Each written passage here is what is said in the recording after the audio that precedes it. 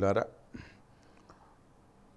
ముకుందమాల గ్రంథంలో మహానుభావుడైనటువంటి కులశేఖరుడు భగవానుడికి ప్రార్థన చేస్తూ ఆయన పాదపద్మాల మీద తన మనస్సు నిరంతరం ఉండేటట్టు చేయమని కోరుకుంటే, అప్పుడు భగవానుడు అన్నాడు, అయ్యా నిరంతరం ఉండటం అంటే సామాన్యమైనటువంటి విషయమా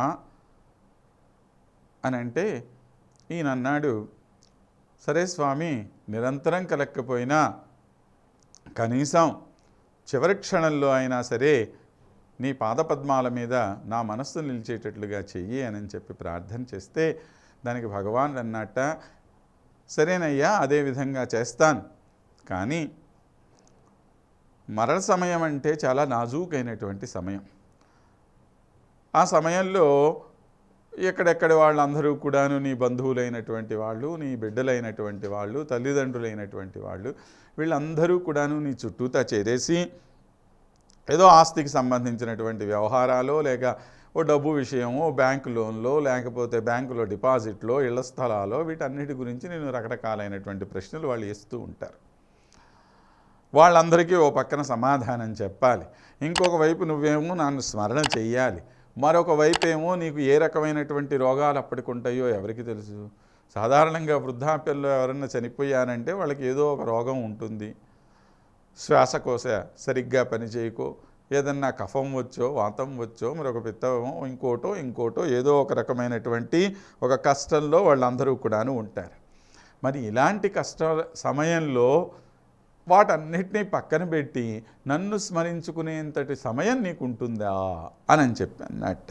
అనంటే వెంబటే కులశేఖరుల వారు అనుకుంటున్నారు, ఒరే మనం అనవసరంగా సరే స్వామి చివరిలో అయినా సరే నీ నామస్మరణ చేసుకునేటువంటి భాగ్యం కలగచెయ్యి అని చెప్పి అన్నామే, ఇవన్నీ నిజమే కదా స్వామి చెప్పినటువంటి మాటలు, ఎందుకని ఆ అంత్యకాలంలందు ఆయాసమున నిన్ను తలపనో తలతునిపుడే నరసింహ అని చెప్పి నృసింహ శతకంలో స్వామిని ప్రార్థన చేస్తారన్నమాట.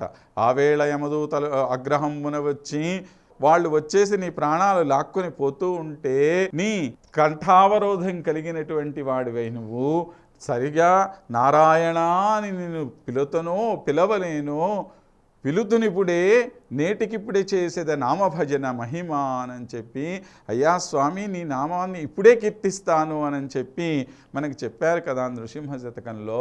కాబట్టి స్వామి ఇప్పుడే చేస్తాను నేను నామస్మరణ, అందుకని చెప్పి ఇదిగో ఇప్పుడే ఈ క్షణమే నా మనస్సు అనేటువంటి ఈ రాజహంస నీ పాదపద్మాల మీద ఇదిగో ఈ విధంగా ఉండాలి అని చెప్పి తెలియచేస్తూ ఒక శ్లోకాన్ని మనకి అనుగ్రహిస్తున్నారు కులశేఖరులు. కృష్ణ త్వదీయ పద పంకజ పంజరాంతః అద్యైవ మే విశతు మానస రాజహంసః ప్రాణప్రయాణ సమయే కఫవాత పిత్తైః కంఠావరోధన విధౌ స్మరణం కుతస్తే.